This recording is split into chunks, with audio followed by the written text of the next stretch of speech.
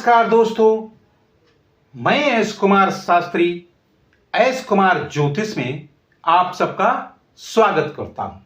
आज हम बात करेंगे कुंडली के अनुसार आपका विवाह किस दिशा में होगा। ये तो सभी जानते हैं कि विवाह के लिए सप्तम भाव और शुक्र कारक होते हैं।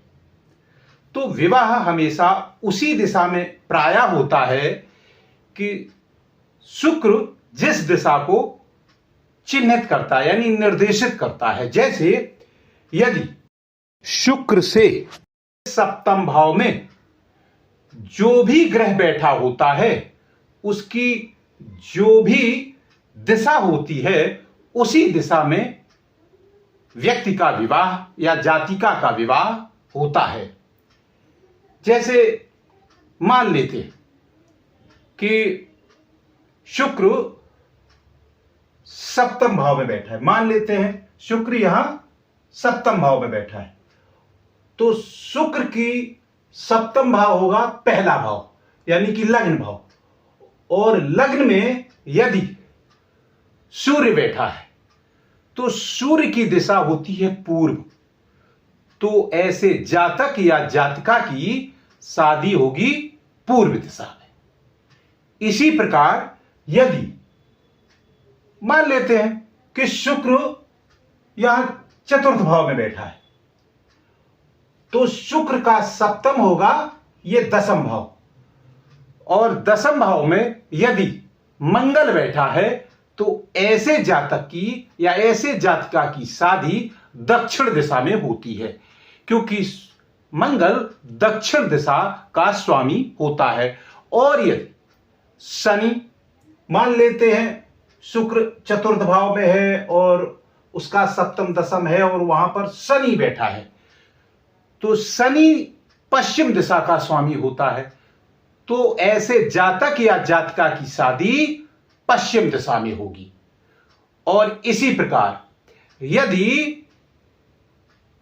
शुक्र से सप्तम भाव में मान लेते बुध बैठा है, तो बुध उत्तर दिशा का स्वामी होता है, तो ऐसे व्यक्ति की शादी उत्तर दिशा में होगी।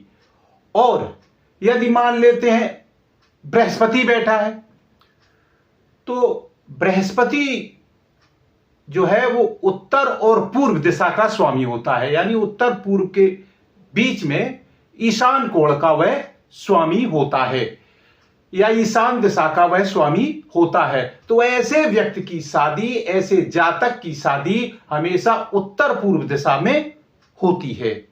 और मान लेते हैं शुक्र यही चतुर्थ भाव में है या किसी भी भाव में हो, उसका सप्तम भाव दसम है और दसम भाव में चंद्रमा बैठा है, तो चंद्रमा उत्तर और पश्चिम दिशा का स्वामी होता है, यानी उत्तर पश्चिम दिशा के बीच का स्वामी होता है।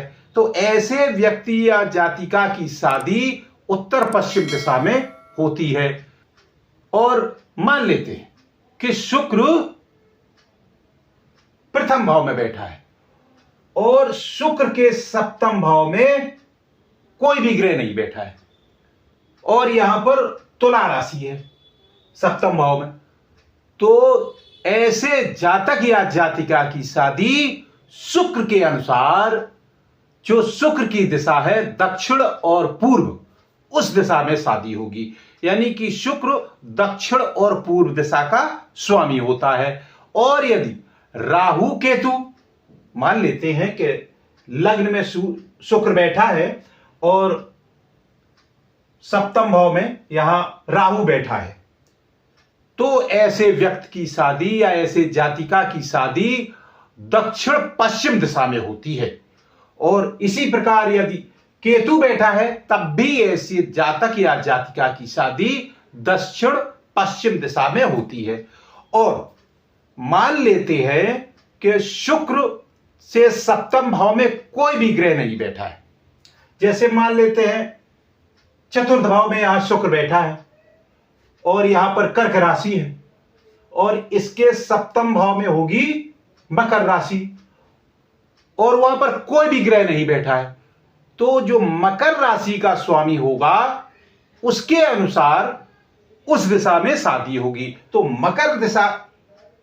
मकर राशि का स्वामी है शनि, तो शनि के अनुसार पश्चिम दिशा में ऐसे जातक या जातिका की शादी होना निश्चित होगा। तो यह है कुंडली के अनुसार, यानी कुंडली में बैठे ग्रहों के अनुसार जातक या जातिका की शादी किस दिशा में होगी उसका विचार। तो यह वीडियो यहीं तक, फिर मिलेंगे अगले वीडियो में। धन्यवाद।